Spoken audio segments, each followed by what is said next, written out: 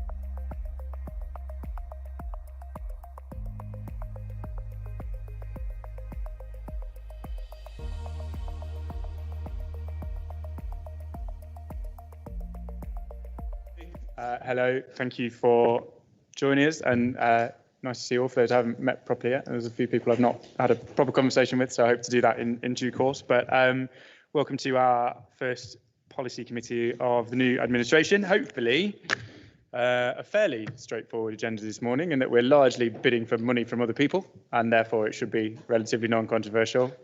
Right, Helen? Yeah, good. Grand. So we will plough on. So first on our agenda, any apologies for absence this morning? No, all good. Any declarations of interest? Sorry, Chair, I should have just pointed out Councillor Barnfather sends apologies today, and we've got Councillor Adams in his place. Apologies. Thank you. That would have been Councillor Barnfather's job to announce, so probably why nobody said anything. No, absolutely fine.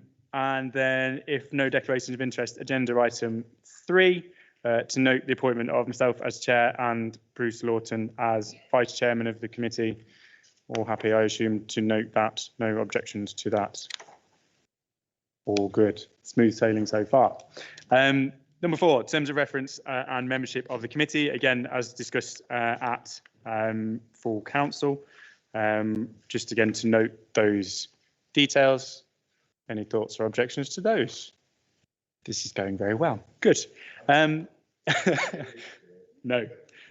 Number 5. So minutes of the last meeting of policy committee held on 21st of April. Assume everybody's seen those in their agendas. I wasn't there. So Bruce, are you happy to propose? Yeah, I formally propose the minutes of the final meeting, of the policy committee held on the 21st of April 2021. Thank you, Bruce.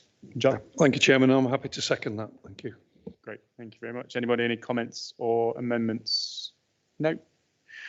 Very good. Do we need to vote on that? No. We'll move on. And then minutes of the final meeting of improvement and change subcommittee, agenda item 6. Go on. Thank you, Chairman. I'm happy to propose the minutes of that improvement and change subcommittee meeting on the 22nd of March. Highly efficient, John. Thank you. And a seconder for that. Thank you, Richard. Any comments on those minutes? No. Grand. In that case, on to the main discussion. So agenda item 7, council plan and resident stakeholder engagement. I know there's been lots of discussion prior to the meeting about this. Obviously, the report looks at the development of the council plan for Nottinghamshire and how we want to seek to engage with stakeholders. There's been some coverage of this already in terms of the approach you want to take, and a bigger piece of work in terms of engagement than perhaps has been done before. Obviously, if we're going to have a working document that is something we can refer to and hold ourselves to over the course of the coming years, it needs to be built on residents' priorities. That's both external and our internal priorities as an organisation. So what we are hoping to do is to agree this morning a little bit of funding for us to be able to take that forward, so we can develop that kind of shared vision across the county. I know members will be keen to support that engagement, and I know that there's been some briefings for leaders and groups prior to now. More than happy to go through and sit down with all the group leaders and independents as we get to a more detailed stage of what that looks like, and to have that more detailed conversation to feed in and take some thoughts from others who might want to talk about what that might look like in practical terms. I think important to say first and foremost in terms of the funding, that £50,000 as listed in the report is an upper limit, not a target to reach.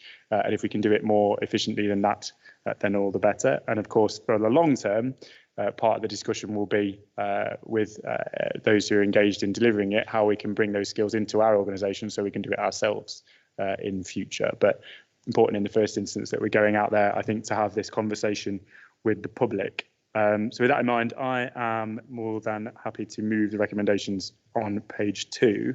Do I need a seconder first and foremost, Bruce? Yeah, I'd like to second this agenda item, just to really make a point that we need to understand what residents and businesses of Nottinghamshire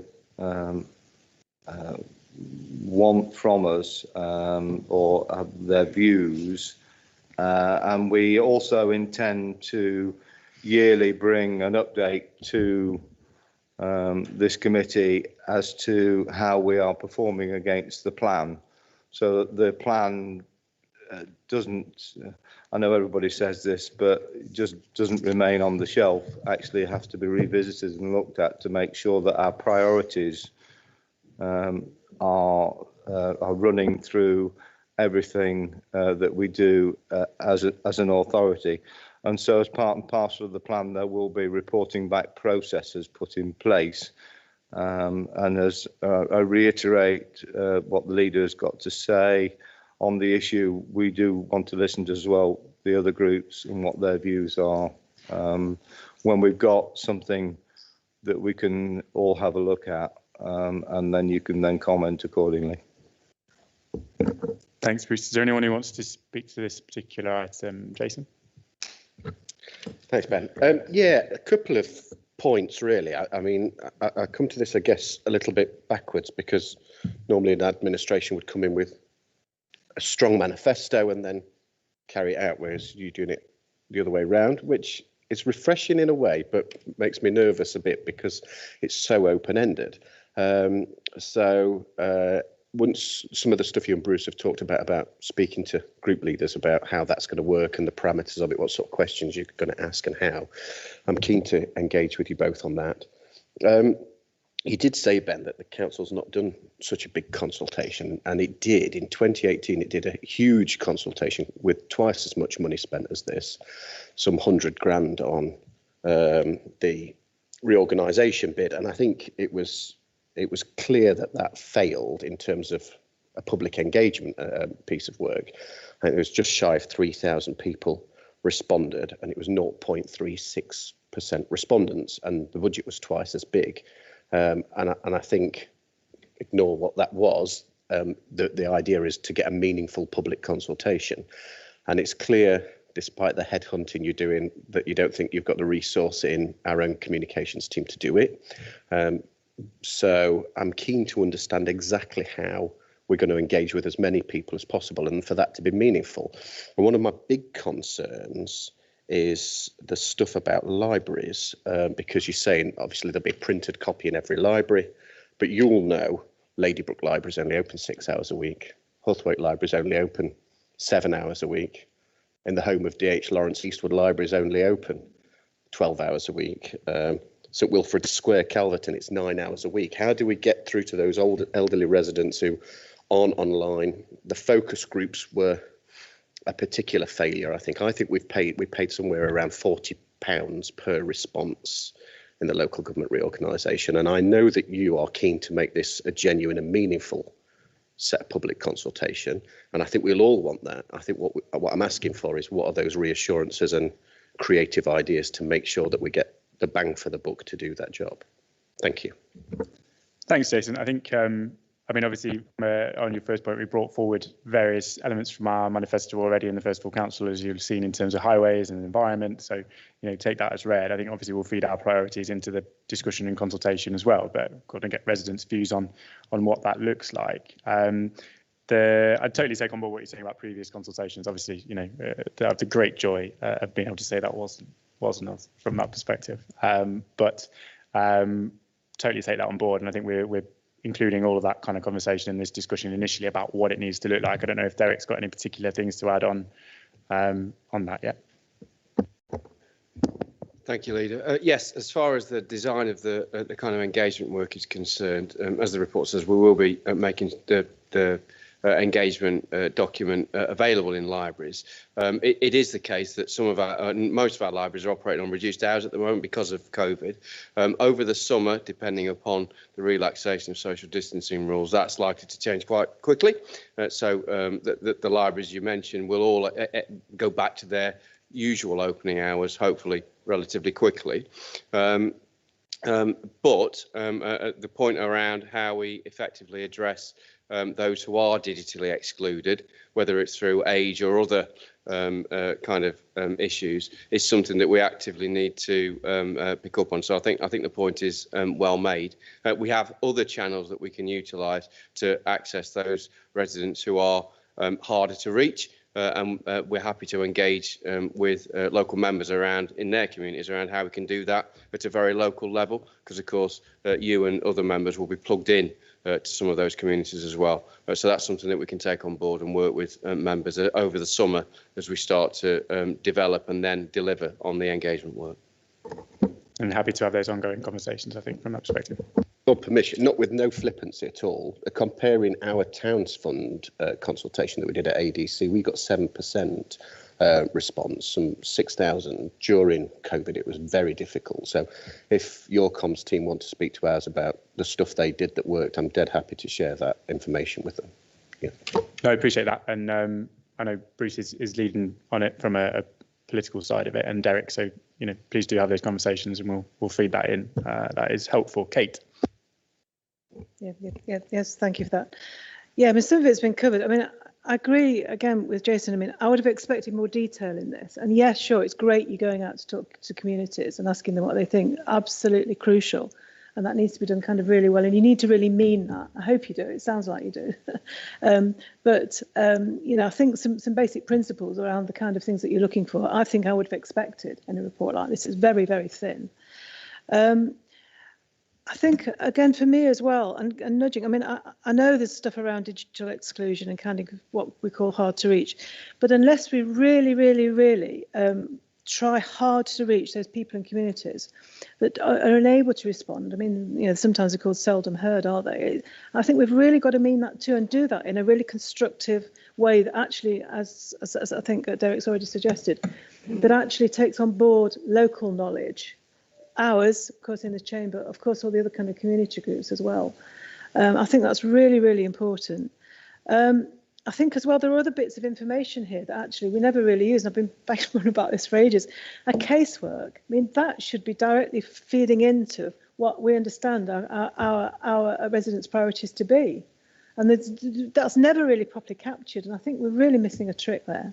And complaints and compliments, again, there's a lot of data there that actually, if we start from scratch, look at it properly and really get to the nub of actually how we consult properly, we could actually get much better methodology that would get much better interaction and a much broader response from a wider community. And I think that's what we're really going to do, because as Jason was saying, what was it, less than 3,000 people responded last time, and we were going, hooray, well, with more than 800,000 people in the county. That's really poor, isn't it? Okay, so I think we need to be really kind of proactive. The conversation needs to be wide, it needs to be regular. I know Bruce mentioned that we're going to have a kind of an annual report on this, which is great, which is good, and happy to engage with you. That's a good invitation. Thank you for that. One thing that's really important here, and I raise it again on a regular basis, it's important to get the survey questions right and dig deep down into them. And in the past, they've because as anybody who's kind of done any kind of survey work, you'll know that the questions are really key to actually getting to the point of actually what the issues are. So please, when you get the survey questions out, can you again have a broad people know what they're doing? I'll be very happy to be involved in that, to look at the questions to see actually whether they're not biased, because it's very easy to present a survey that has always got the kind of underlying, aren't we doing a really good job? Yes, yes, yes, and perhaps not. Do you know what I mean? It's that kind of approach that I think really we need to have a look at. So yeah, happy to be involved, and and I really do hope you really mean this, because if so, it could be really, but it's hard work. Can I just ask as well, the £50,000, how are you going to spend that money? What is, how are you going to do it, I suppose, is the obvious. Thanks, Kate. I can assure you I mean it. You'll have to take my word for that, and we'll be innocent until proven guilty, I think. So in terms of what you said there, I think, we do want to have that kind of working group approach to this and the collaboration on it. So in terms of questions, and, I've already said, let's have those conversations when there's more flesh on the bones to work through some of that stuff. Very, very happy to do that. And as I said, Bruce will kind of lead on that along with Derek. You're right that we've got a lot of other data, perhaps in some cases that we didn't have before, particularly because of all the engagement we've had through COVID with volunteers and everything else. So there is that database there that exists that we can go out to and push this out to as well. Interesting point about managing data around complaints and things. I don't know if I could come back to you, Derek, on that particular point around perhaps feeding some of that casework stuff into it, and also what specifics we know at this stage on the spend. Certainly, thank you, Leader. In terms of casework, I think that at the moment that's a difficult task because we don't have a kind of central collection point to know what members are dealing with on a day-to-day basis. So I think that's something that we might need to look to develop in the medium term, and that's something in there around our kind of digital support for members, I think, as well. As far as the specifics of things like complaints are concerned, we can absolutely categorise and capture that information and include that within the kind of data mix, if you like, that will inform the plan's priorities. And then as far as the specifics are concerned, we've put the sum of money in, as the Leader indicated in his introduction, really is a bit of a placeholder at this point as we embark upon the work. It's an upper limit in terms of cost, and we're in the stage at the moment where we're designing the engagement. Some of those issues that you mentioned, Councillor Fowler, around design of the questionnaires, the approach that we take to some of the more specific bits of engagement and kind of focus work group that we'll do. All of that is currently in design, and we'll probably bring in some external help to help us with that, and also to ensure that it's statistically valid and works from a kind of data perspective as well. Thank you. Marge, did you have something you wanted to add? Yeah, I was just going to add on, on that really specific point about the complaints and the members' casework, we're actually scoping at the moment and out to procure a system that will add on to our corporate complaints process to include members' casework, and we want to involve members in developing that. So that would help us gather all that information and use it for purposes like this. So we're actually exploring that now. Yeah, I think so too. Fab, thank you. Jim, next. Where is he? Up there. Thank you. I think a lot of mine was going to be has already been answered to some extent. Just to go on to paragraph 8, agree with that. It's very good, and the weakness with the library has been pointed out and explained. But paragraph 7 is the list of stakeholders. It would be nice to see that list of stakeholders, and the important thing as well of new potential stakeholders. So to some extent, this is why I'm saying it's literally just been answered. How are we going to actually find out new stakeholders? You'll be finding out some of that through the casework eventually. But are there any other ways you're going to be looking for stakeholders and letting us know who they are? The same instance you said, I think Bruce said, that would be actually working with councillors, so we can put that forward. But is there any more positive things you'll be doing for actually including stakeholders and potential stakeholders? Thanks, Jim. Anthony. Yeah, thank you, Jim. It's a really good point. We've learned a lot about the council's stakeholders and reach during the pandemic. So we'll particularly, in this case, make use of the information we've got through the Community Support Hub.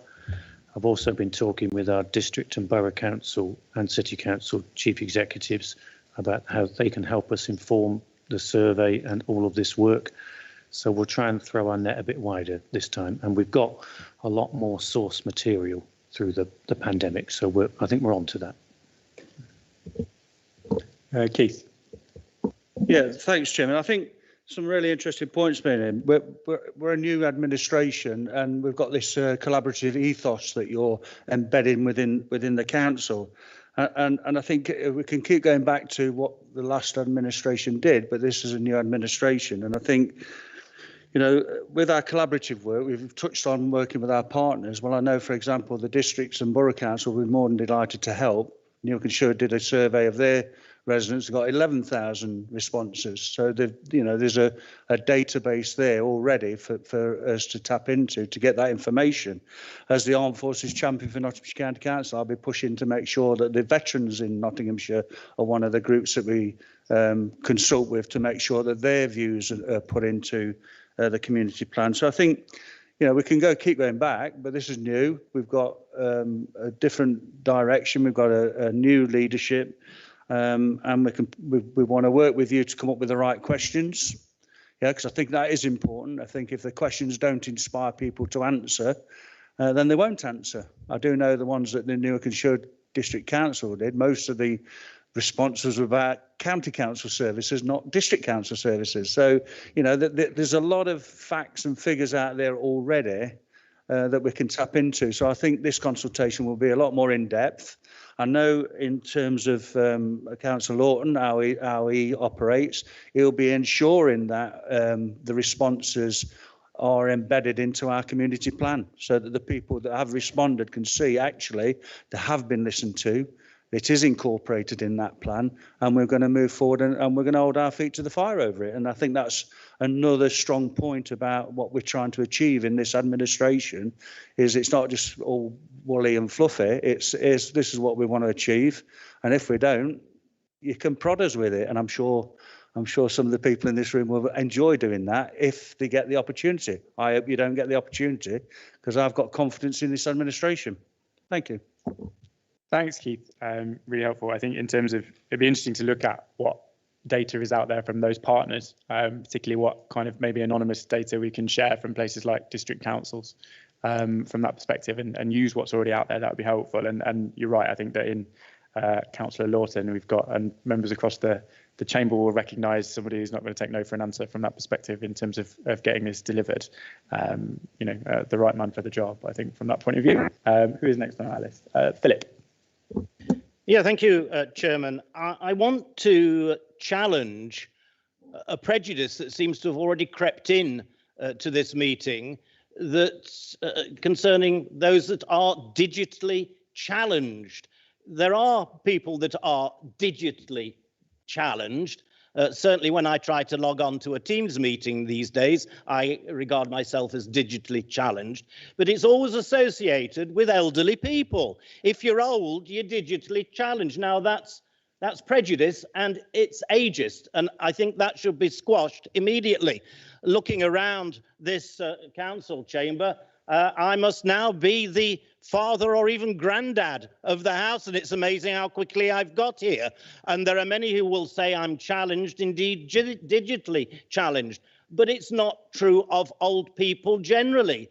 Yeah, there will be some old people who cannot cope with modern technology, but there are a lot of others as well who can't or don't want to. I mean, elderly people generally have got better things to do than sit all day looking at Facebook and that sort of thing. They've got a life. So let's not, let's park that for once. Let's just talk about those that are perhaps more hard to reach. And I think it's wrong to talk in the terms that one or two people have been talking about. Now, whenever you talk about consultation, you're damned if you do, you're damned if you don't. And no matter how you try and consult with people, you cannot force people to respond. I'm never too unhappy when people don't respond, because it means that they are generally quite happy with what you're doing. So, it's a double-edged sword. But there's no harm in consulting them. We consulted them on May the 6th and we got an answer, and a good answer it was as well. But yes, we want to look at their priorities, and yes, it's good to have a checklist against which you are judged. I think it shows confidence. I think it shows maturity when you're able to do that, because it says, it's putting everything up front and it's saying, this is what we want to do. This is what you've asked us to do. Have we succeeded or have we failed, or where could we do better? And I see nothing wrong in doing that. And if significant numbers of people don't respond to the consultation, no matter how we do it, then fine. That's up to them. It's a choice. So let's not be too picky. Let's wait and see how this develops. And I'm sure we will be pleasantly surprised, because I have a lot more faith in the residents of Nottinghamshire than some people perhaps do. So I'm delighted to support this, Chair.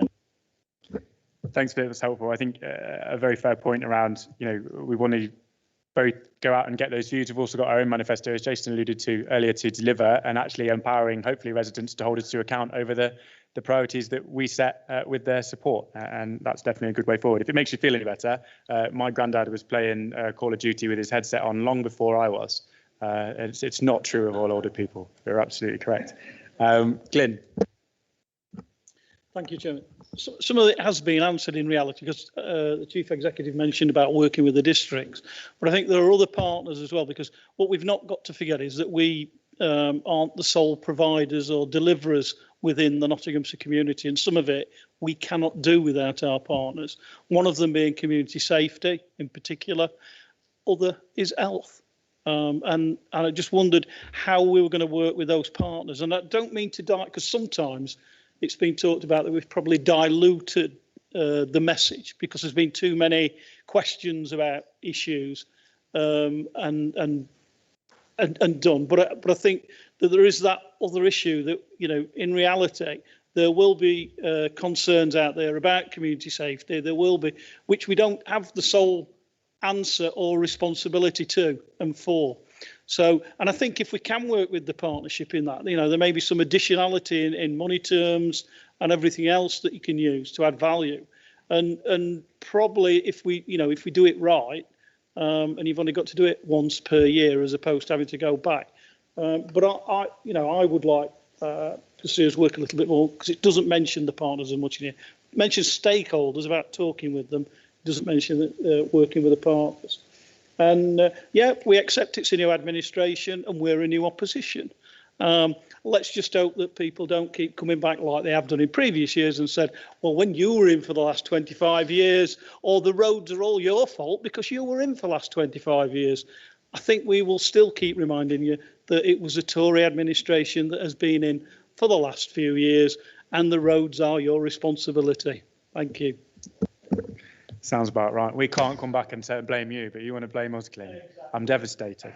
No, fair points on partnerships. I think already had that conversation with John Doddy around health and wellbeing yesterday, and the kind of health partners and how we engage with them, and similarly already started conversations with our new police and crime commissioner as well about how we can work all of that in. Anthony, I know you wanted to come back. So there are some partners in here that we will focus on and prioritise. I'll work through the Safe and Nottinghamshire Board, Glyn, and the new Police and Crime Commissioner around community safety. Melanie, John Doddy and Boyd will work with us on the health community, and Adrian and colleagues will focus on the business community. So we'll divvy up the work to make sure that our priority partners are encompassed in the scope of this. Thanks, Anthony. Dave, I think, where are you? Hey. Thank you, Chair. Welcome. What's really important is we've got a very large task over the summer. We need to be rather proactive rather than reactive. And we need to actually really engage with people. And I pick up what Councillor Owen said. Some people will respond. And if you're going to get people to respond, you need to actually allocate these questions to the people's needs of that area. Would you not agree? And yesterday we were talking about the COVID recovery and the Economic Development and Asset Management Committee held by Councillor Gelling. And we talked about ambitious plans to regenerate the county. We spoke about putting bids together for places like Hucknall, Levelling Up Fund. Recently we announced by the government, we discussed the supporting existing traders across this county. And that brings me to the point here, is that I'm disappointed that existing businesses and retailers and traders are not mentioned as yet in this document, and we really need to do that. So could I have your assurance that that will be the case, that they will get consulted as well? Further to this, many of you may think that the idea of public consultation across Nottinghamshire is a good idea, and I feel it is. And I've already said that we need to target specific areas and look at their needs. And residents in Hucknall, if you probably mention the broken roads, the lack of doctors, the lack of police, and the raising of the council tax is going to, and not seeing a lot for their money, they're going to have that as their agenda. Press, they may well say to you, the lack of and fear of being sucked into the city to offset their budget. But it's not up to me to second guess the questions, but I would like cross-party involvement in the question setting. And I've knocked on hundreds and thousands of doors, and I was supposed to be, what I'm saying, pretty accurate.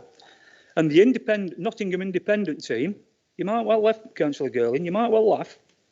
I'm not laughed at yourself. I thought we were having a congenial, confident meeting, you know, quite. And we would be happy as the Nottingham Independents to actually ensure consultation takes place in places such as Ashfield, Blyth, Brinsley, Calverton, Eastwood, Greasley, Mansfield, Ollerton, Newstead, Nuttall, Plesley, Renworth, Stapleton and Watnall. We would happy to go out there and do that. Thank you. Thanks, Dave. Some of that I think we've covered. So I would hope that this is an example of us being proactive in terms of going out and asking for those views, precisely what we're trying to achieve. I think in terms of partners, business engagement, I think Anthony covered, unless you've got anything particularly to add to that, but we've factored that in, and I can assure you that that's a big part of it. And obviously in terms of questions, I think as we've already kind of discussed, lots of opportunities, I hope, both in terms of briefings as to where we are, but also discussion and feeding with certainly leaders and groups about what this needs to look like to make sure it works, because otherwise it's a waste of money, isn't it? So we'll get there. Neil. Thank you, Leader. I just observe this is a bit like a classic example of you can't do right for doing wrong.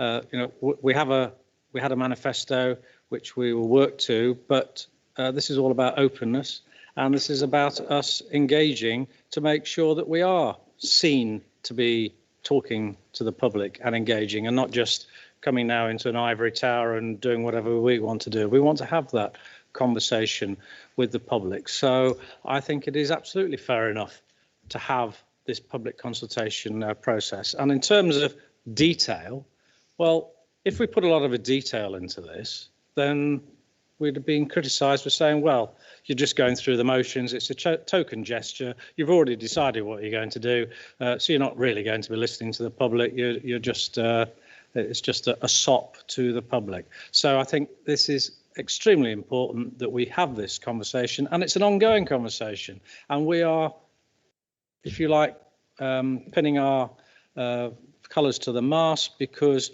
we will have that commitment there that we can be measured by the public, and we can have that ongoing conversation in a year and in 2 years and in 3 years for us to see how we are working. And this is a genuine attempt that we should be working together. There's no need for us to be in conflict with each other. For the sake of and the good of the people of Nottinghamshire, let's work together on it. Thanks, Neil. I think that's right. The premise of the report as it stands is that we want to work together to put the meat on the bones, as opposed to present what we are going to do, and you've got to like it or lump it, trying to take that more collegiate approach, certainly. I think Michelle next. Yes, Councillor Bradley, I wouldn't want to put undue pressure on yourself, but I actually believe this is going to be one of the most important consultations Nottinghamshire County Council has actually ever done. No pressure. I think what happens post-pandemic is going to be actually critical for Nottinghamshire and how we build with regards to the future. It's huge. I think our communities have changed quite significantly in many ways. Needs have changed, health and wellbeing needs are changing still, and how our high streets move forward in the future is critical. So this is really a really important consultation, and we should take it as seriously as possible. I'm pleased to hear that you said you were going to consult with businesses and to reach out to many groups. That's really important, especially on an equality level. So the other ask from myself would be with regards to how we engage with young people and looked after children, especially those that we're a corporate parent to. Children and young people have been significantly impacted during the pandemic, and I think it would be good to capture how they access services and what they need in the future. That's the first thing. The other thing is, Councillor Owen, how I've missed your dulcet tones from over the years. I think with regards to digitally challenged, there's also an issue with regards to children and young people and those that don't have access to the digital things that they need to answer the consultations. There's that to consider as well. So, yeah. Thank you. Yeah, I agree. It's really important, and particularly as everybody's lives have changed over the last 18 months, haven't they? And we've all, I think, reassessed in terms of priorities and the way that we do things. So important that we start to figure that out in terms of our service delivery too. And I've asked officers across the board to engage with all of our partners in how we do that. We're obviously looking at various programmes, particularly hybrid working, whatever, internally, but lots of conversations to have externally as well. Derek, I don't know if you want to come back on the engagement points of that. Thank you, Lee. Thank you, Councillor Welsh, for that question. So as far as children and young people are concerned, particularly those young people, those groups that you mentioned, we've got quite a sophisticated range of participation forums already that we can tap into to engage children who are looked after or who are vulnerable or at risk. Part of the work that we'll be doing will also, and I'm mindful here of the time of year that we'll be doing the work, but we'll also be looking to involve schools and FE colleges as well in the work that we do to engage older young people as well. So hopefully we'll be able to cover those bases pretty effectively. Thanks, Derek. I've got Helen and then Tracy, and then hopefully we can move on to the next bit. Yeah, thanks, Chair. Mine's just a really quick point. Coming back onto what Councillor Owen said about hard to reach, how everyone just assumes we're talking about the elderly. And I think, you know, I take this back, but I think I actually agree with Philip on that. And it is true, people do automatically assume the elderly.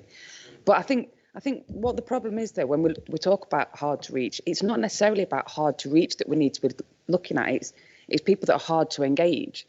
And it's not just elderly people, it's not just young people, it's all generations of people, and it's a way of making them feel like they're involved, making them want to engage with us. Because a lot of the time they look at it and they get surveys and think, oh, why do I bother? We're not listened to anyway, or they don't understand the relevance of it. And I don't quite know how we do that, but I think we need to look at ways we can engage with everybody, and not just people that are old, that are young, but the entire way through, get them to engage in it, something that makes them feel like they're part of it. And like I said, I don't know what the answer to that is, but I think that's something that we do need to look at as part of this. Thanks, Helen. I think that's absolutely right. And we find across the board, whatever consultation you do on whatever level, often the people who most access our services or rely on our services are the hardest ones to get responses from. And that's absolutely true. I think we've covered some of that in previous responses. I don't know if Derek or Anthony have anything particular to add or no, but absolutely true, Helen, and very much part of the discussion. Finally, Tracy. Thank you, Chairman. I'll remember to wave at you a bit sooner in the future, because Councillor Welsh has already raised my key point. Listening to voices around the room, we were hearing about business stakeholders, officer and councillor engagement, and my big headline question, no surprises, what about the voice of children and young people? So thank you for at least answering that already, Derek. And I do agree, we've got a very well-developed consultation system already, and I'm very proud of the way that we engage with children and young people. I think I would just make the point, sort of reflecting on the whole and picking up on something that Councillor Lawton said very early on when he was talking about yearly reviews, that this is an ongoing forward plan. It will evolve over time, and that we shouldn't be thinking of this consultation as something discrete and finite, because this is a beginning. It's not an end, it's not self-contained, it is simply where we start. And I would hope, I would expect that however this first consultation goes will continue to inform the way that we do future consultation. So that's kind of a plea to officers leading and to comms colleagues, that this is a beginning and that we learn as we go forward, and I'm sure we will have confidence that we will do that. One plea to comms, I find when I'm trying to share things, we've got quite a punchy style with things like Twitter and Facebook, because you put out a headline and it gets pushed out. When I want to share those things with, let's say, my parish councils, because that's a really easy way to cascade into communities, we don't have those same punchy articles available to push out there in a web-based fashion. So just as a simple technique for us to be able to share, unless I am a complete Luddite and failing to find it because I'm looking at Anthony's face at the moment, and very much so, yes. It's clearly down to my age, but that would be a simple plea. Can we put the punchy things out and make them more accessible in more ways as well? Because I'm happy to share it. Sure. Thanks, Tracy. As you say, I think points around children is very important, and we've covered those. I'm really keen for us to be much more engaged with communities in the way that a number of colleagues have said already. You know, our districts have done this and that and the other, and sometimes it's felt perhaps in the past that the county is a bit more remote from that, and I don't think that's necessary. I think we can be much more directly engaged with the people that we represent in that way as an organisation. On the comms points, I don't know, Jen, if you want to add anything to that.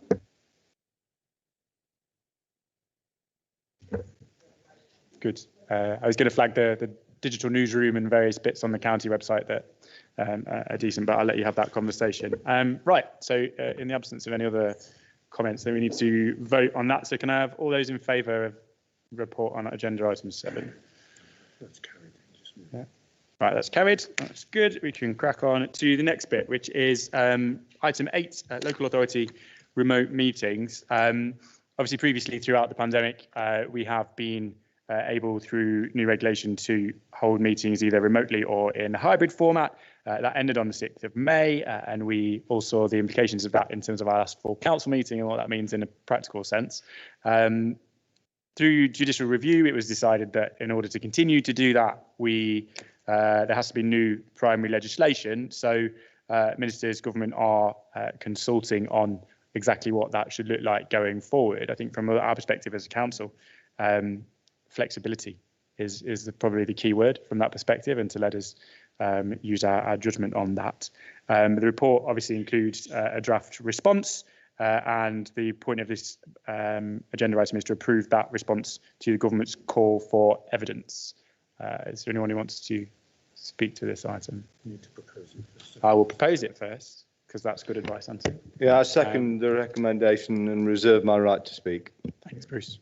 Jason. Thanks, Ben. This is one of those times I'm going to keep reminding you're an MP as well. You get the luxury of hybrid meetings over there, and you've got that opportunity in Parliament to raise this issue, and it's more complex, I think, than people give credit for. I mean, I hate to become one of those councillors who say I've been here so long, but this is my 15th year here, and in the last 15 months, this council's changed. It's unrecognisable to what it was. I mean, I've got square eyes from watching so many YouTube meetings and Teams, and so I've nearly stopped watching Carry On films because I'm sick of screens. But it's clear that flexibility, hybrid meetings and remote working has created a whole new level of accessibility, which has been really positive. And the report itself says not only about that, but the interesting stuff is about nearly 50 grand saved in councillors' travel allowances. Anthony and I spoke, was it just yesterday or the day before, about what that equates to in carbon as well, you know, per square pound of carbon as well, all those miles that aren't travelled by staff and members. So there's huge positive benefits, one of which is this accessibility. I think we've always tried to bridge the divide between the council and the communities and even members, so that a more diverse group of members can be councillors, and they can attend if they've got it on screen and they've got childcare issues or other caring responsibilities, or a job that you're not travelling. I mean, it's a 2-hour round trip for me to get here, and I'm one of the closer councillors. So I think there's all of those things we want to do. I mean, the LGA, the DCN, I assume the CCN are putting in robust consultation responses as well, and I think we should mirror those. But I think we should put in a strong response that says that flexibility that you mentioned is vital for 21st century local government. It's different to when this legislation was there, and I think it's a shame it was allowed to time out. And you may remember that our group brought a motion to council in 2018. You may not, because it was a long time ago, but that called for that bridging that divide through transparency, through this sort of webcasting and stuff. And I appreciate that the council's doing it, even though we're not on remote meetings. But I think we need to improve that as well, as a slight tangent there, so that accessibility that we've built up, and interest in, you know, some of the more esoteric committees, people are still watching them and getting more engaged in what we're doing. And I think it'd be a real shame and a retrograde step to lose that as well. So I think there's a lot for us to comment on: environmental, fiscal, and just the working way this council could be, and all councils, if we are allowed that flexibility to govern in the way we want to.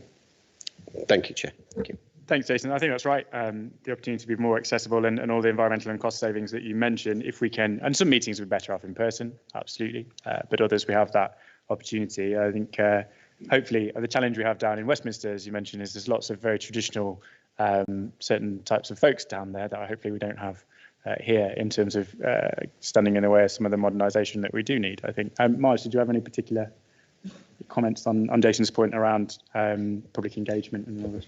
Yeah, so I think we've said in the report we've seen increased engagement from the public, and I would absolutely our key message in our response is about that flexibility and that discretion, so we can choose to use the right approach for the right public meeting. At the minute, we haven't got that discretion. That's the key thing we need to get, I think. Thanks, Mark. Neil. Thanks, Leader. Yeah, I absolutely agree that, and I support this move to flexibility, and it's a question of pros and cons and balance. The pros of all the remote working and teams, etc., are all fine, and that does help improve efficiency. We do need to, I think, as well as the word flexibility, I think we should add pragmatism as well, because there are certain occasions where perhaps the performance or the effectiveness of actually having physical conversations with each other on occasions are better than just purely meeting remotely. So I think it's horses for courses. Where it's appropriate, then remote meetings are absolutely fine. But just occasionally, especially whether it's relationships with other councillors or relationships between members and officers, etc., we need to have that flexibility.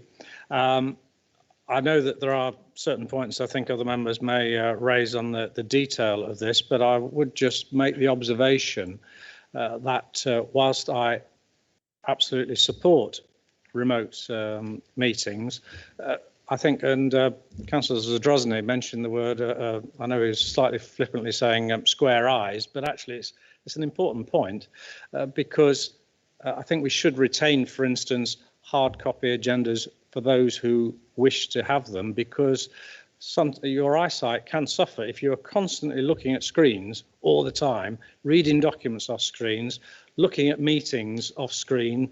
And I appreciate you actually have the facility, and I've done it, and I'm sure other people have done it, where you've probably attended 2 parish council meetings, on one occasion 3, all at the same time on a screen, but you are really starting to get a bit buzz-eyed when you are reading documents and looking at meetings. So I think just that flexibility and that pragmatism to make sure that we can continue working effectively and keep our performance. It's all about having those working relationships maintained rather than just being remotely on a screen however many miles away. Thank you. Thanks, Neil. I think that's absolutely right. Adrian, I wonder if, sorry to interrupt, if there's an opportunity, perhaps, as we work through the hybrid working, obviously, conversation we've had in recent days, we'll cross over, no doubt, to members as well, whether there's an opportunity, perhaps briefly, to update colleagues on that discussion in terms of both the balance with face-to-face interactions and perhaps some of the health and safety stuff as well. Certainly, thank you, Leader. Yes, we've initiated conversations with some of the business managers already, and I think we're hoping to plan in conversations with some of the other business managers too, in order to try and gauge the kind of support we can offer to members across the board to help facilitate the kind of hybrid working that I think we all want to see become part and parcel of the way that we work. So that would address some of the issues raised today, when and who. Which members do want paper copies and which don't feel they have the need anymore. What kind of kit and equipment might need to be installed in members' corridors or even other bases that we have around the county to allow people to access meeting places in person, and or what kind of kit and equipment members might need at home in order, again, to be able to join meetings remotely. And I think we've seen over the last year or so as well, a great shift in the kind of engagement members and officers have been able to have, because we've been able to use Teams in particular to have those quick calls. And again, I think people would like to see that embedded. So we're looking forward to trying to tailor the offer that we can make for members so that it works for all groups and members. We'll bring that back, no doubt, on the other side of the summer in due course. Thank you. It's helpful. Jim. Thank you, Chair. Yeah, I agree with overall with the document. There are a couple of points. I mean, it's been rushed, not throughout, because that's the way the government have actually sent it. It would have been nice to have some consultation, cross-party, etc., but understand the actual speed of it. But particularly on question 7, a local authority should be able to decide for themselves. How do we see that being happening? Will it be the whips decide? Will it be yourself? Will it be various committees themselves, or a committee or a group set up to decide what will actually be remote and what will be actually local here? I mean, there'll be issues, for argument's sake, with planning, where a lot of the planning goes through quite neatly, and you don't have many people turn up. Every now and then they would. And the thing is, it's like just this. The system should be seen to be working, and that's part of the problem with remote. Even though you can actually log on and you get more people, people don't generally see it as, oh, it's working. It's not. Actually being able to turn up does have its advantages as well. So how are those decisions going to be made by ourselves? Is it going to be a committee of some sort? The committee decide themselves, or whips, etc.? That's just a technical question on how we're going to do it. Thanks, Jim. Throw that at you, Anthony. Yeah, thank you very much, Jim. So convention would dictate that this is the kind of thing that we'd ask Marge to lead and work with Chris Barnfather and the other business managers to see if we can reach an agreement across the groups, and then we'd bring a report to policy committee to lay out our intentions committee by committee and set some, as you said earlier in the debate about the previous item, Kate, set some principles and some benchmarks. And one of the principles and benchmarks would go back to Jason's point about whatever we do, we want to get into the position where we can webcast all of our meetings so that the public can engage more easily. And then we'll work from there, make a determination about which ones we think are suitable for hybrid meetings. My gut feel is that most of our committees are probably suitable for hybrid meetings, with the possible exception of policy committee, which is a bigger committee with 19 members. And then, of course, the same would apply to county council. So we'll ask Marge to lead a piece of work when we know the government's response to this, working with the business managers, and then we'll bring something back to policy committee. Just come back on that very, very quickly, because the timing is going to be crucial on this to some extent, because we have to let the public know which is which. So it'll have to be done well in advance as well. And we're going to need a little bit of flexibility every now and then as well. So just pointing that out.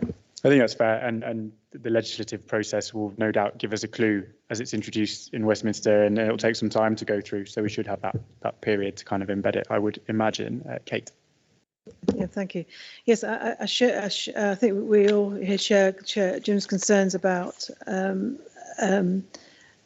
who actually is going to decide which are remote and which are not. I think it's a really important question to ask, because some of us are more comfortable with face-to-face and some of us are more comfortable with virtual. I have to say there are a number of things I think we need to take into account. There are still some technical difficulties, aren't there, that we've really got to get over. Some people still kind of struggle to kind of get online for all kinds of reasons. So I think we've got to be absolutely sure that the IT kit and the connections, all the rest of it, are actually robust if we're actually going to go more regularly down to virtual meetings. I wonder if perhaps we're looking at what's happening elsewhere in terms of other councils, in terms of different models of how this works, so we can see what works elsewhere. The other thing I just wanted to say, there's just a couple more things I wanted to say. On page 23 of the yellow pages, that's question 5. And what do you think are some of the disadvantages of the remote meeting arrangements, and do you have any suggestions how they could be mitigated? One is it is more difficult to provide effective opposition or scrutiny in a remote format that you've crossed out. I would have left that in because it is. And with respect, you didn't ask us. Okay, just to sort of make that point. I think as well, I think one thing that's really important here to say, and which kind of backs up the kind of point I've just made, having face-to-face meetings is really important. And I know we've got to be safe, and I know we've got to be accessible, and the greater accessibility we've got with virtual meetings is great. I think that works really well. But we've got to have face-to-face meetings when we're making really kind of big, serious decisions. I really do think we have.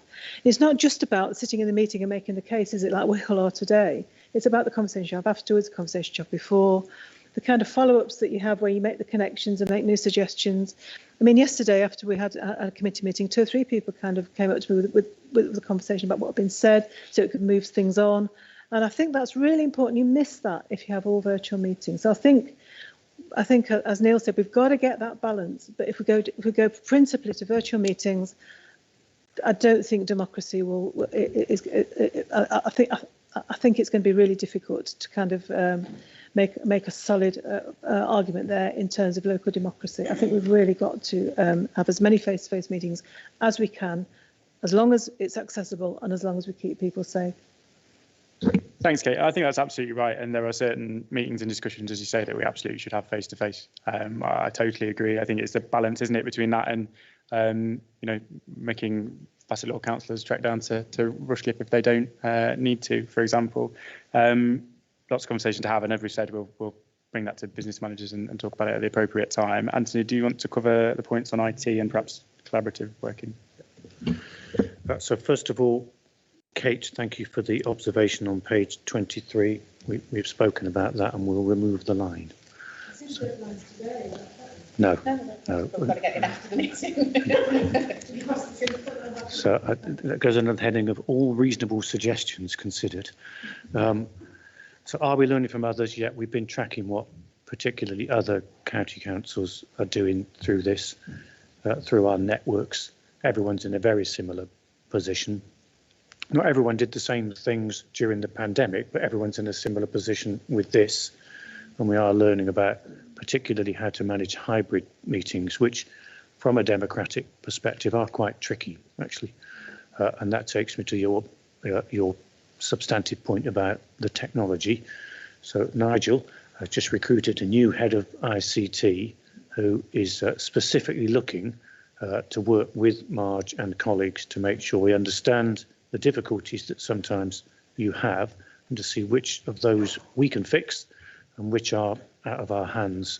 We're all prone to the demons of a Teams upgrade, and some of that's not within our gift, but some of the other connectivity issues maybe.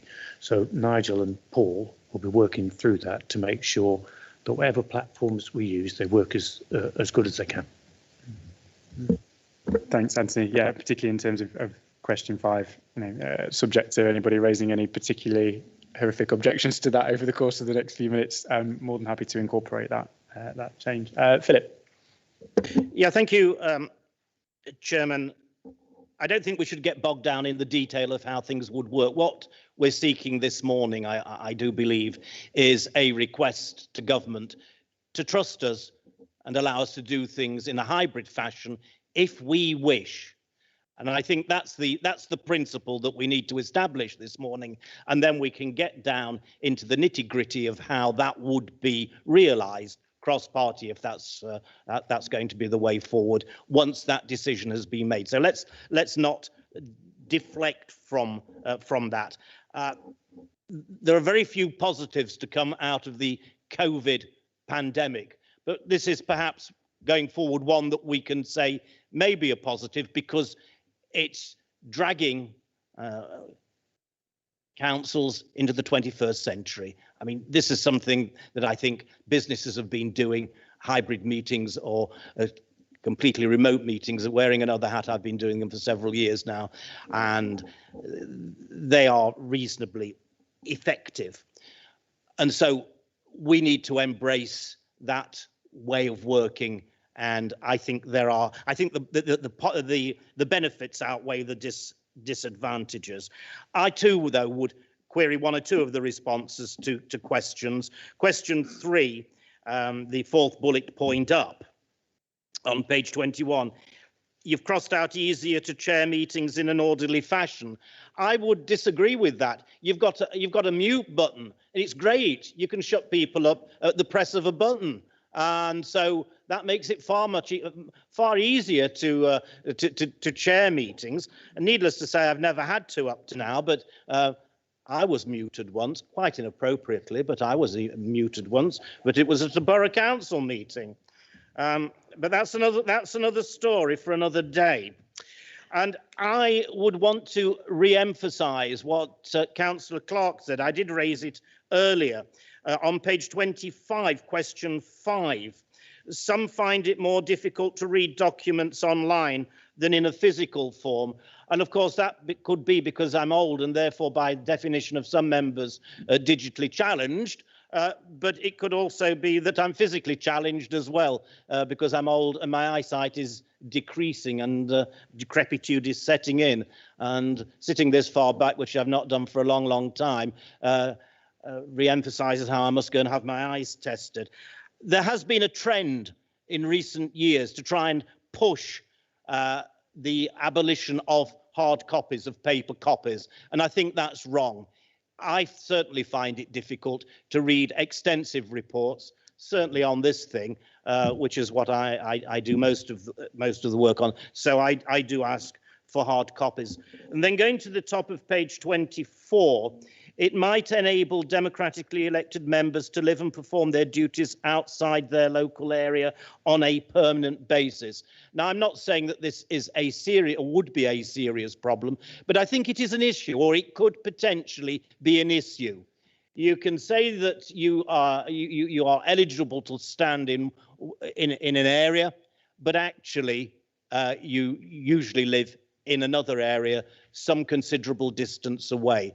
I point it out as a possibility, not something that necessarily would happen, but I think it's wrong to cross it out.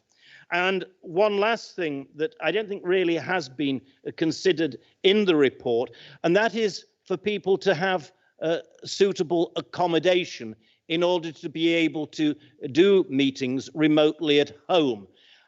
We've tended to make allowances over this past year because of the peculiar circumstances, but I've had to conduct meetings with dogs barking or jumping around, and there was a mention of childcare issues. Yes, I can see that there would be considerable benefit to those that have got childcare issues, but it's not easy to conduct a meeting professionally if you have got children crawling all over the place. But those are things that can be worked through, and it certainly does. It does increase the likelihood that you are going to attract people who are in full-time employment to become county councillors. Because at the moment, if you're working full-time and you live in certain parts of the county, you can spend an hour travelling each way for possibly a 1 or 2 hour meeting. So that's 4 hours out of your day, when productively you're only actually conducting a meeting for 2 hours. So I can see that there would be considerable benefits there. But this morning's document is really about saying to the government, give us the power to run hybrid meetings and trust us to implement it professionally and effectively. Now, that is a novel concept for governments of all persuasions, to say to local government, we trust you, but on this occasion, please do. Thanks, Philip. I think you bang on in terms of the general premise of what we're trying to get at here. In terms of your specific points on questions, again, looking through them, unless officers or colleagues have particular objections, I'm more than happy to accommodate those changes. Nobody is coming forward with any, so that's absolutely fine. I think Adrian's already talked about trying to accommodate members' needs in terms of paper copies and things like that where we need them. I know that's an ongoing conversation. Anthony, did you want to come back on the home working kind of environment stuff?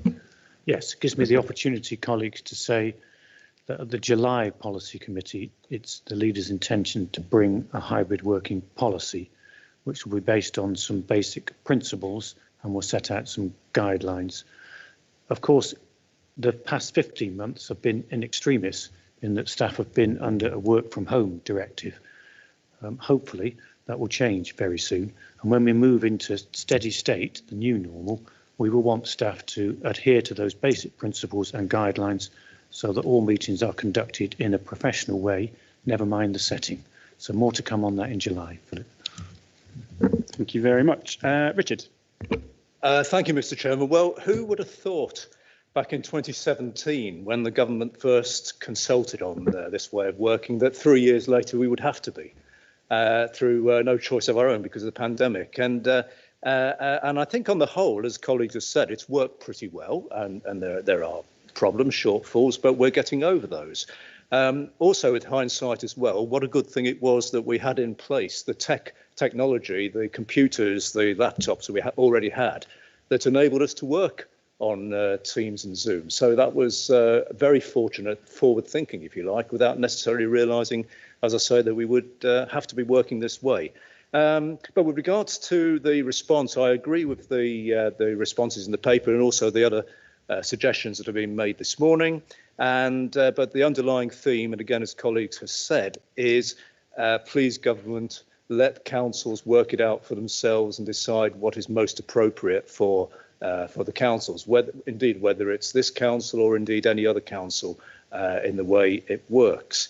I do have to say, and I suspect others think this, is I do regret the judicial review. I think it's rather ironic that here we are, the councils are in effect being, at the moment, have been told we have to go back to physical meetings, whereas your good selves and others in the bigger place still have more flexibility. But I'm sure that message is well and truly being heard by Parliament, because I know that virtually all the other councils I'm involved in one way and another, and individuals have fed back very similar comments, ranging from very small parish meetings, parish councils, boroughs, and indeed ourselves. So, yeah, it's a good report. And as I say, I think looking back at what we've been doing for the last 18 months or so, the officers and technical staff should be, their work should be recognised for the fact that on the whole it has worked well. We know there are technical issues, especially when it comes to the mix of the hybrid and these meetings, but I think we will get there. So let's just see how it all pans out. Thank you. Thanks, Richard. I think it's right and appropriate to note that I was going to say lucky, but not lucky. It was a lot of work and foresight gone into having things in place when this did happen, that we were in a good position relatively to be able to kind of switch that on and to move to hybrid working, and equally we're in a fairly advanced position now in terms of having a policy to go forward, certainly for staff, and obviously in terms of meetings we'll have to see what government come back with, but that's absolutely right, to advance to the point where hopefully before the summer we'll be able to bring that to policy committee, as Anthony has said. And in terms of government responses, I think everybody I've spoken to in the rounds of many stakeholder meetings, introductions over the last few weeks has been on the same page in terms of that wish for flexible working, whether it's LGA or CCN or whatever. So I'm fairly confident the message will be pretty robust from that perspective. Keith. Yeah, thank you, Chairman. I broadly support the responses have gone back, and actually the changes that have already been sort of mentioned, so I won't go into that. I do like to say a few things I would like reflected in the report, though. I think it was broadly spoken about in terms of relationships. Yeah, relationships. We're councils. It's all about relationships. It's about relationships with the public. It's about relationships with the officers, and it's about relationships with each other.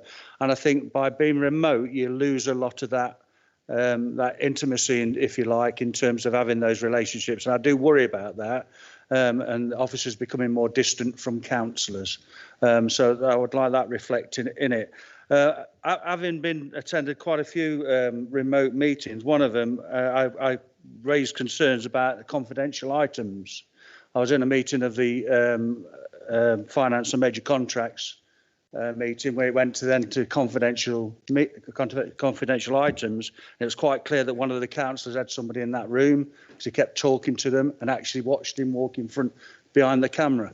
Yeah, and that's a confidential item. So I do concern myself about how we deal with that sort of thing. It couldn't be proven because it was a confidential item. It wasn't being recorded, but I witnessed it and one of the other councillors did as well.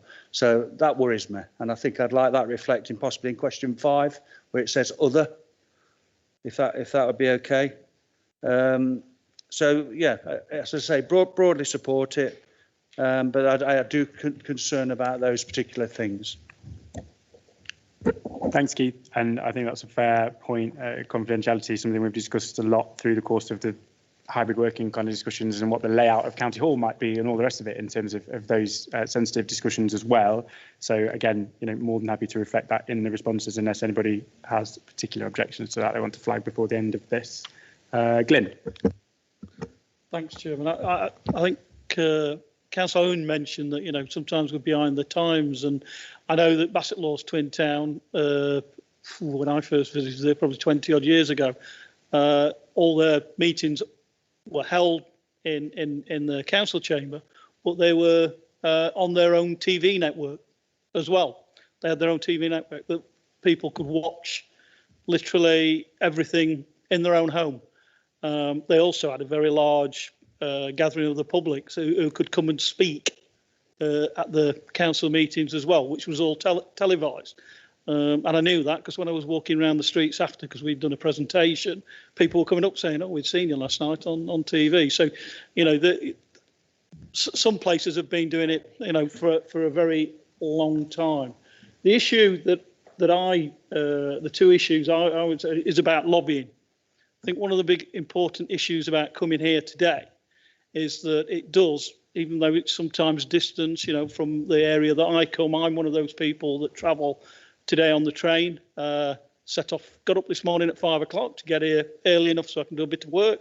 And usually you're talking about 2 hours either way, you know, because it's trains an hour, you have to get up, get down to the station, and then from the station to here. So it's about 2 hours each way for me on average, and in between. So I've always worked long days, late times as well when we come here. But I accept that's part of it, and also it's part that on occasions we get people to lobby us, and they come outside, and sometimes it's not very nice to walk through it, but it gives you the feeling of what the people are thinking out there, and you can't get that sometimes. So I think that there's that balance about getting away, because what I don't want 50 or 100 people gathering outside my house because they know that we're online, and the only way you're going to get to the councillor to talk to is by calling at his house.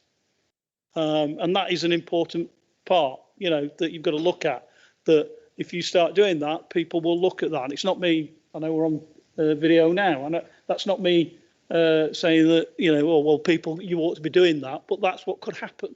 And I don't, you know, although my wife puts up with a lot from me, I don't think I should put that on her in that respect. So I think it is important that we look at that. And then the other thing is, yeah, my wife's retired. And unless you've got an invisibility cloak that you can provide us with, I'm afraid, you know, when you're at home and trying to do it, they do forget and do want to come and ask you things and want you to do things as well, which makes it difficult. So that is another issue about that balance. And in particular, if you haven't got a room or somewhere where you can lock yourselves away. In fact, places where you lock yourself, you see them on TV where the kids walk in and they're through. And I think that the issue that you raised about confidentiality as well, you know, that doesn't matter, you know, your partners or whatever, you know, if you want to keep it truly confidential, then that is a difficulty. I think that there's nothing there that cannot be overcome, but I still come back to that balance, you know, that I don't want to be only seeing you, Ben, to be honest, saying, well, I'm in Parliament and I can't get up.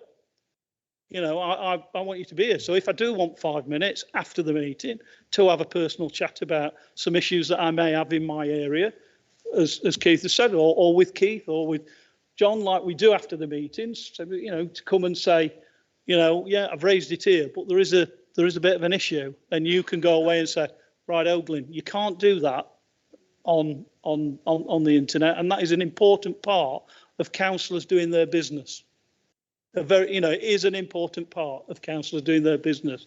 That opportunity to have that discussion off the record about issues that are going off in their generality. So again, I think we need to bear that in mind as well. Yes, it's been beneficial to me, I will say, that I've been able to sit at home on occasion and do that, especially when you've got other issues that we're all dealing with families who have been affected by it, to be able to be close and whatever. But I think also I view this is my place of work, you know, and it's separate from my home. Mixing the two can be difficult sometimes. And so, you know, we've got to get the balance right. Thanks, Glyn. Absolutely right. I think there is a balance to be had. I think we've discussed the premise of how we might come to that balance in terms of post kind of answer to this and conversations with business managers, but absolutely true. And you know, and public access as well. I would question whether sometimes the 10 people with placards outside are necessarily representative of wider public opinion, but I totally get the point you're trying to make in terms of access to that. And as somebody who's had threats and what have you against home and family and everything else, we definitely need to get that balance right to avoid that kind of thing and support colleagues. So absolutely true. And as I say, I think we're certainly in terms of hybrid working for staff, working through a lot of those things, and we'll go through that when we come to the meetings discussion post government. I'm going to come to Helen finally, and then hopefully we can move to Boyd's waving at me as well. Helen and then Boyd, and then we'll get on with voting. Perfect, thank you. Mine's just a really quick one. I've been listening to what people have been saying today, and there's something that no one's mentioned as part of these discussions, but it's people's mental health.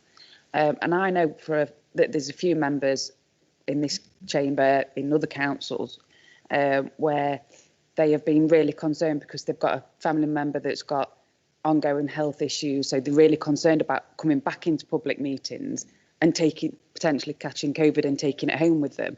And it's putting their family at risk. So I think having the option to have hybrid meeting does make people feel better about being able to do the job properly, but look after their family as well. I know there was a councillor, I can't remember where it was, but resigned from the council after 32 years yesterday because they've got ongoing health issues, and they were that scared about coming out and going to public meetings that they've actually resigned as a councillor.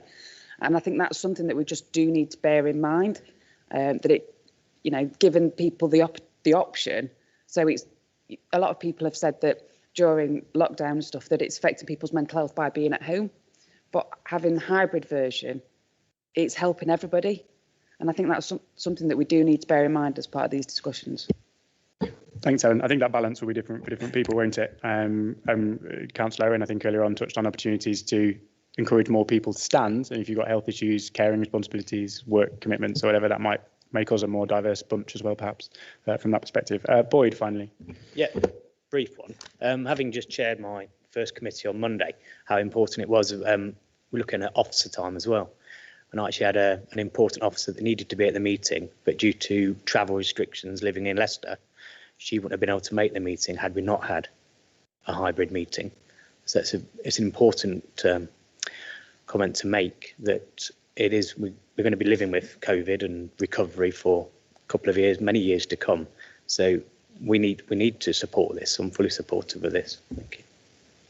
Thanks, Boyd. That's an absolutely fair point. And there'll be a lot more accessibility, fitting more meetings into the day, which we'll all enjoy with less travel. Thank you. That's an intended consequence. I will put that in the report. So if people are happy with the amendments discussed, can I have all those in favour of that report with those amendments included? That looks like it's carried as well. And we can move on to number 9, which is levelling up fund proposals. Matt, could I just ask you for a very brief introductions to what's in the report?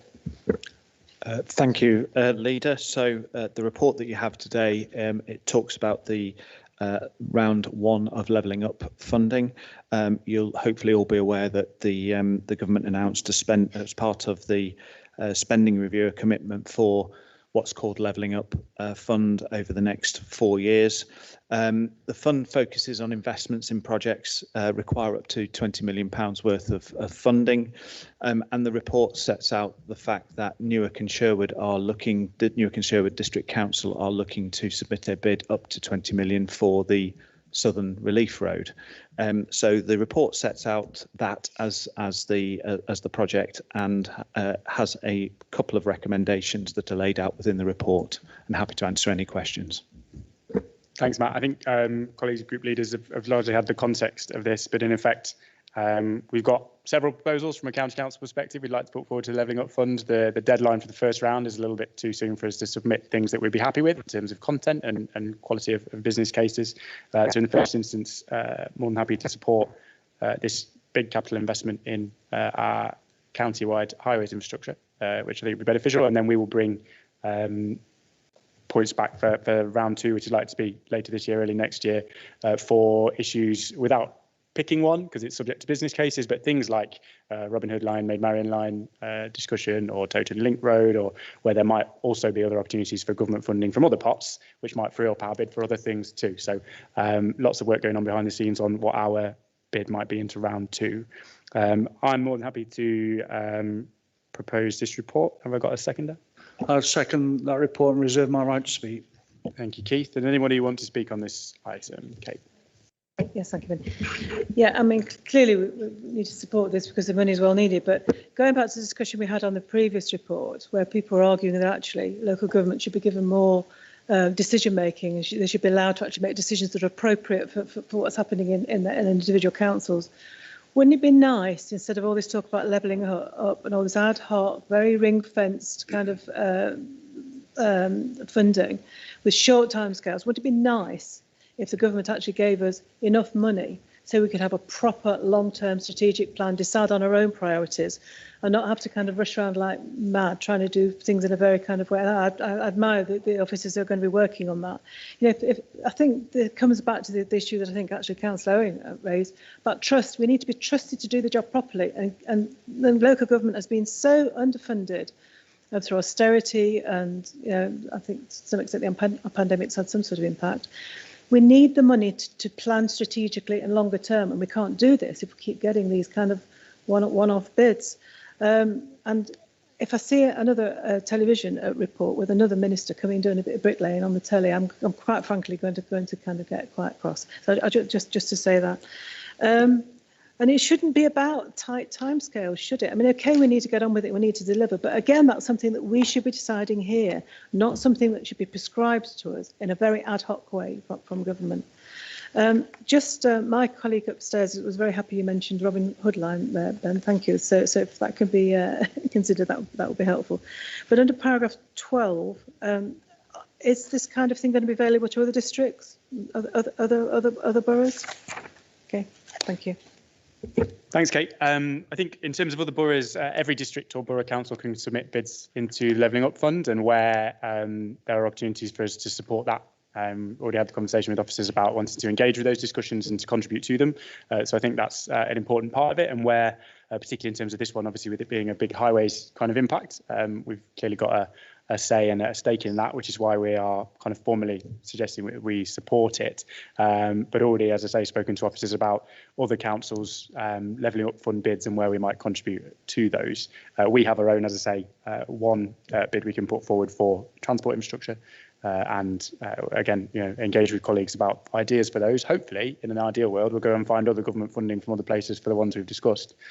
Maybe, ever the optimist, and then we might be able to use it for something else. So there's lots of work going on in the background now about how we put together those business cases. So we've got some more off-the-shelf kind of ideas when those things come round, and timescales hopefully are less of an issue.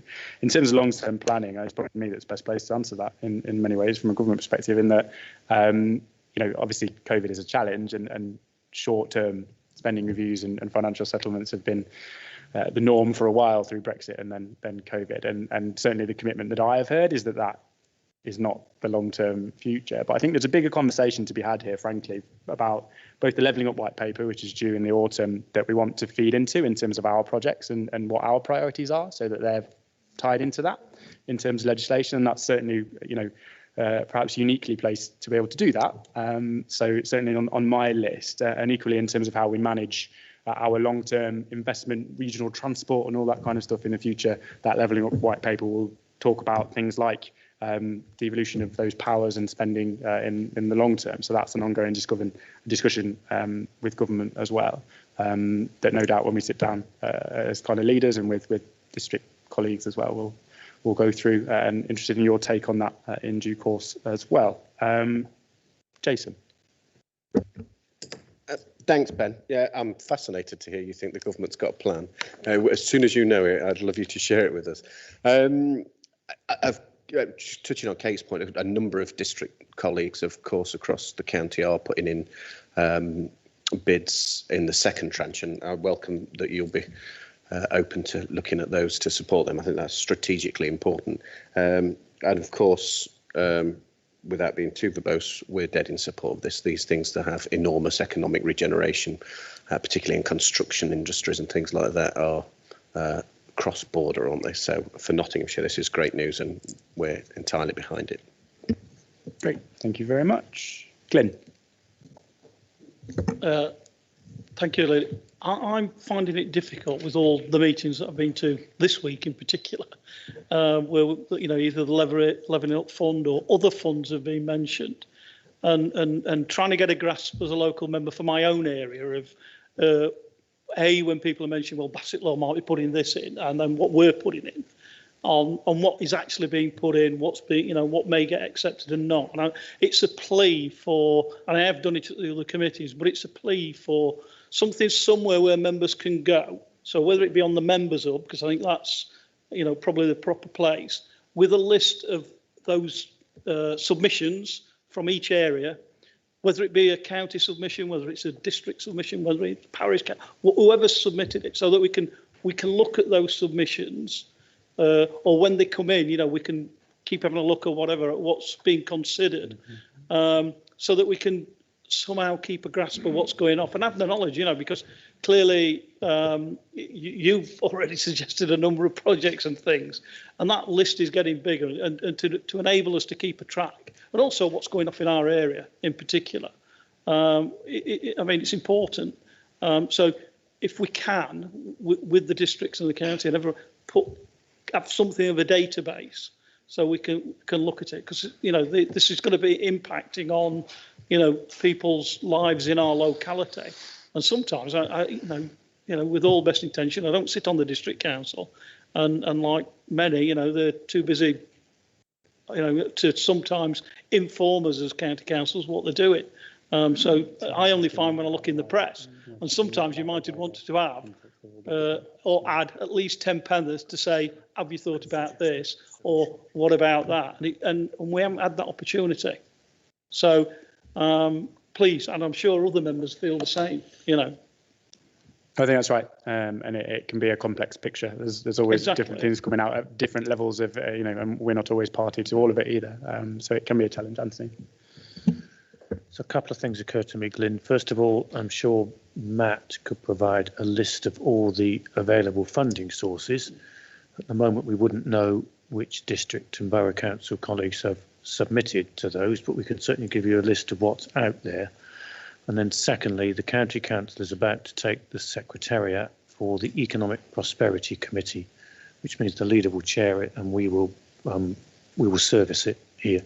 It's been with the City Council for a number of years. It's our turn to take it back.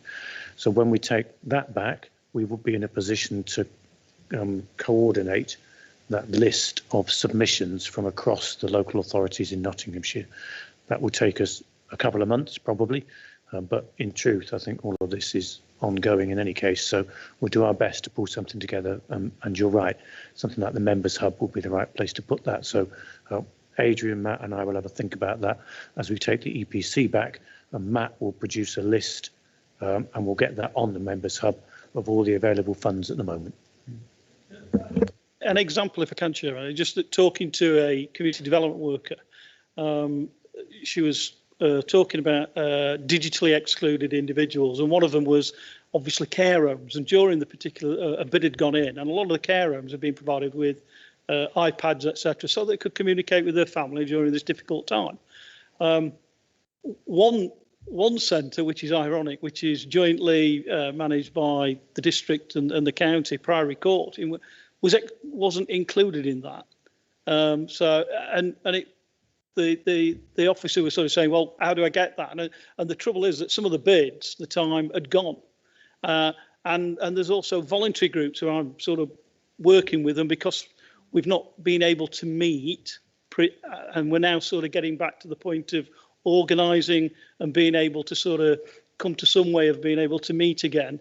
They're saying to me, what are the opportunities out there? But the trouble is, some of the timescales and some feeding that information in and getting it from the grassroots, we've not been able to do. So those opportunities are now coming, and that's why I want to see what's been bid for, with an opportunity then at the same time to say, hey, this group here are saying they are short of this and they need this assistance, and it would fit that funding stream. Sure. No, it's a very good point. I think Anthony's touched on through that committee, the opportunity with city and district colleagues across the board to perhaps have some joint priorities on some of this and make sure we're not duplicating or missing things. That's very much our kind of proactive wish to lead that and to work with district colleagues to be able to do that. In the absence of any other speakers, Keith, yeah. Yeah, thanks, Chair. I wanted to come in at the end because of some of the comments, really. I think obviously I'm going to support this bid being on the Newcastle Sherwood District Council. I think some really interesting points been brought up, though, in terms of the bids and the speed of the bids. And a lot of it is not just how quickly they've had to get the bids in. It's also been a restriction on when it's got to be spent by. And Kate mentioned trust, the government trusting us to sort of do the right thing with the money, but it works both ways, trust us. We've got to trust the government that this is part of their plan to re-kickstart the economy in England. Yeah, and this is all part of it. And they want quick wins. They don't want it that we're going to spend months and months and months working out what we feel might be the best for our little area. They've done a strategic view and said we need to push this agenda and get people moving. So the sorts of councils that's got projects ready to go, shovel ready if you like, I know that Newark and Sherwood had this plan all ready to go because it's part of their strategic thinking. This is part of the A46 is part of the strategic route from the HS2 hub, to get to the ports and things. So there's a lot of government vision on this sort of route at the moment. And they're spending, hopefully, going to be spending about £500 million dualling the A46 around Newark. Well, if this is in place beforehand, the pressure on Newark will be alleviated exponentially because of the fact they've got another route of getting onto the A1 with. So it's got a real strategic importance in this route. I get it where Councillor Guilfoyle about not understanding where all the bids are and how many there are. I think it's slightly easier if you're a double atter. So if you're on the districts, you'll get to know what the districts and boroughs are bidding into, and that will help. I think we can quite easily make sure that what we're involved in, because a lot of them aren't actually for the county council to bid for. Yeah, we can support them and we can say, yeah, we think it's a great idea and strategically that fits with our plan, but some of them it isn't. But where the bid is for us, we're working really hard and being very successful in getting those bids. So I think we should, bear in that. And just a point really is we have the Economic Development and Asset Management meeting, EDAM. And the members on there, part of their responsibility is to make sure that their group knows what's coming through the system. That's what you're there for as well. You're not just there to comment on the agenda items. When you have your group meetings, it's for you to inform your group of what's going on. So, yes, we'll do our bit, but back at you in terms of that, because that's part of the responsibility of being on a committee. So I really sort of welcome this report, obviously, Chairman, and I hope everybody votes in favour of it. Thanks, Keith. Very good point, and I'm pleased you resisted making your cheese joke about EDAM, which I've heard far too many times already. A really good point, and remiss of me not to say, to be fair, that the premise of obviously Levelling Up and Towns Fund in terms of government trusting us to decide is that these are bids locally thought up and locally put together for local priorities in terms of submitting into those pots. And as you said, the timescales are short because government wants to get on with it from that perspective, which frustrated us in this first round of Levelling Up Fund in terms of the county being able to put something in, but we will do that in due course. But worth saying, Towns Fund alone, I think we've had over 130 million quid invested in various local projects in Nottinghamshire already committed to, with Levelling Up funds still to come. So that is all good news. I'm going to ask at this stage for all those in favour of this report to raise their hands. Very good, that's carried as well. So agenda item number 10, UK Community Renewal Fund. Can I come back to you, Matt, briefly, just to introduce that? Again, thank you, Leader. The report outlines the Community Renewal Fund, which most of you will be aware we brought to this committee in April in terms of an announcement for this funding stream and how we were the lead authority in respect of that. The report outlines the process that we've been through, which is a prescribed process by government in terms of how it is to be run and how bids are to be evaluated. We had overall 37 applicants for the funding stream across 3 priority areas, Mansfield, Bassett Law and Newark and Sherwood, which again were prescribed as priority places by government. The fund itself is a precursor to the UK Shared Prosperity Fund, which will also be announced in due course, and we'd obviously want to work with district colleagues around how that will work in the future, and also with businesses in terms of how we can access that fund as well into the future.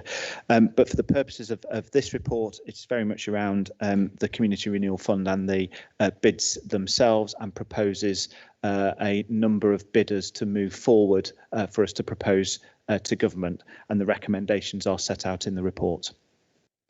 Thanks, Matt. Worth saying perhaps that we've gone for it from that perspective. We're going to put in as much as we can, and as much as we can that ticks the boxes. We will overbid on the basis that you never know, we might get a bit more than we wanted, but we'll give that a go.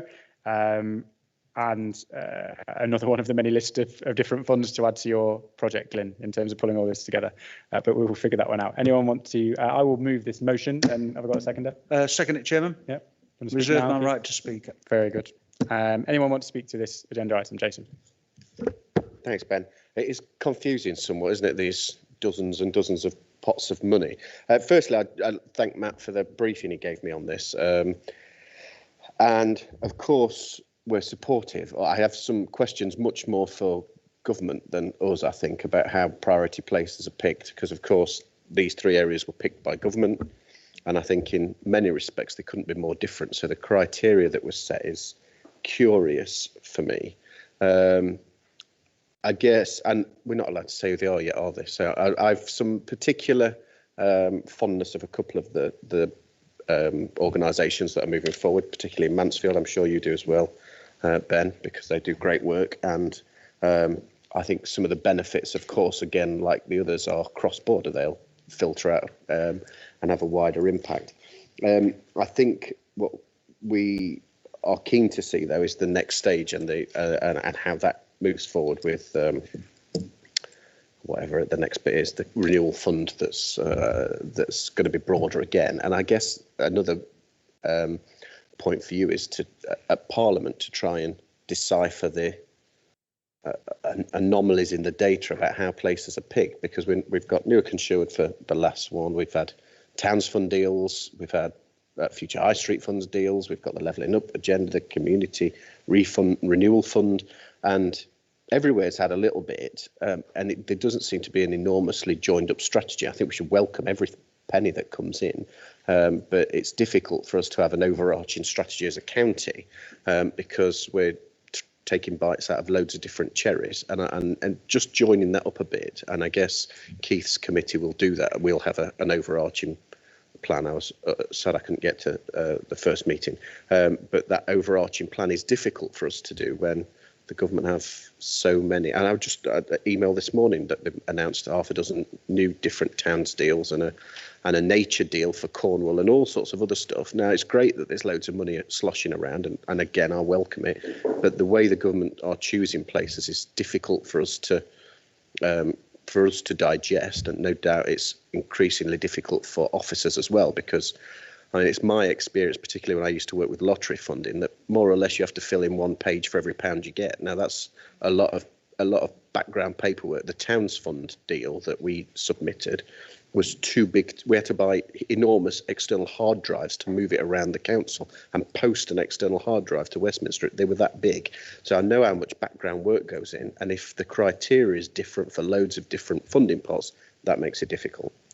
It's a slight tangent. I just think that's something we should be aware of and try and stitch together a bit more comprehensively. And you said in the last item that the government will have a plan, not all these short-term quick wins. I appreciate we need short-term quick wins, and I know exactly why now. But in the medium term and longer term, we need to be able to steer that by a comprehensive understanding of those different pots. But as I said right from the start, I particularly welcome some of the stuff that's in Mansfield. I think that'll have great benefits for my district as well. Thank you, Chair. Thanks. important points. I think that you're probably referring to the UK Shared Prosperity Fund, the bigger one, which is the EU replacement thing. Your point is becoming more and more pertinent, Glyn, as we go along. No, absolutely right. And there is that challenge that I've raised already around different departments putting these funds together in silos with different sets of priorities or criteria, which does make it challenging. The intention, I think, is for the Levelling Up White Paper to start to formulate that into something a bit more planned and long-term and logical, and the opportunity that we have is to feed in those kinds of things into that. And from an East Midlands perspective, lucky that the politician who's in charge of that is Neil O'Brien in Leicestershire, who is similar area and demographic and tied to the East Midlands from that point of view. So taking every opportunity to feed all of that through. I don't think there's anything else on that particular point. Kate. Yeah, I mean, you're making my earlier point kind of really well, aren't we? We do need a bit more strategy to this, and a bit more time, and a bit more trust in local government to deliver where it needs to be. And again, it's another very lengthy and complex process. And thanks so much for the briefing and for the work that they're doing, because again, they're working to a tight time scale, and it's with principles that are kind of imposed on them really. Just one thing I wanted to ask. I think certainly in terms of the community and the voluntary sector and the not-for-profit organisations have done a fantastic job during this pandemic. I just wondered to what extent we've enabled them to be able to be part of this bidding process, because clearly they're the ones who've been doing the work, they understand the climate, they understand what people's needs are, because they've been working with people face to face, on the ground now for by the best part of 2 years, isn't it really? So it'd be nice to know that actually that they've been enabled to actually have some to actually do some really good positive work around their particular expertise to just enable them to continue to do that through this fund. All fair points. I think we've covered to some extent before, but lots of opportunities to feed into this whole agenda as we go forward to try and make it that cohesive element that you mentioned. I should say, and should have done at the beginning, that for this point on the agenda, we're considering the public report and the yellow bit. So just we've touched on some of the bids and projects and things, just to make that clear at this stage, and then we'll go through agenda item 12 and exclude the public with your permission to look at the more detailed purple pages. Just all sorts of sensitivities around that, as you can imagine. So anyone else who wants to speak on this particular? Yep. Yeah, thanks, Chairman. I think in terms of what Jason was saying about the comprehensive understanding of it, I think once the white paper comes out in autumn, I don't think they've said which year autumn yet, but hopefully this autumn, I think that will give us the opportunity to have a greater understanding of how we can then be more strategic as a county council. I think to try and be, we are trying to be strategic, but it's a very difficult task when you're getting the short timelines in which we're getting it. In terms of this, just sort of reassurance really, it's a new committee, a new chairman, and one of the markers I've put out to the people that's going to be getting this money to deliver the things we want to deliver is we'll be looking very closely at your performances. Yeah, I think there's a real issue where traditionally certain groups get the money to deliver it. I think sometimes they may be a little complacent, and that's something I'm very keen that they're not. And when other funding comes forward, if they've not performed to the standard which we would accept as a council, then they're not going to be successful next time. Yeah, and I'm not one for following with tradition.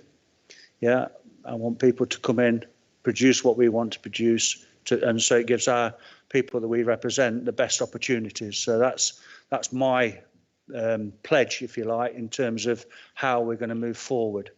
This came in very early for me, so it's gone where it's gone.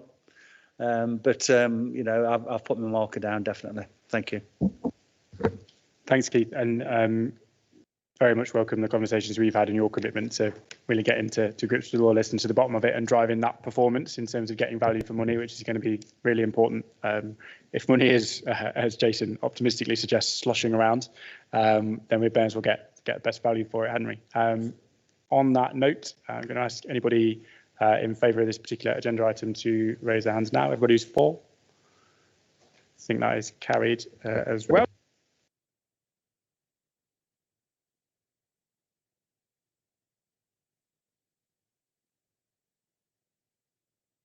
Just a quick one. I mean, we did a quick run through, so this is not an exhaustive list, but there are some things that don't appear on the work programme. It looks very light, doesn't it? And I realise it's going to be populated kind of as you kind of get going a bit more. But there's things like the Ash Digital Strategy. There's a so-called Cheesecake Partnership, and the Violence Reduction Unit that actually I would have expected to be in this programme. But I do know that now improvement and change have gone. You're kind of trying to find a way of actually making sure that things that were covered in that committee are covered elsewhere. So they might be going elsewhere, but I suppose just some sort of reassurance that actually the things that did come to this committee and need to come to this committee will do, because they're not in the work programme at the moment.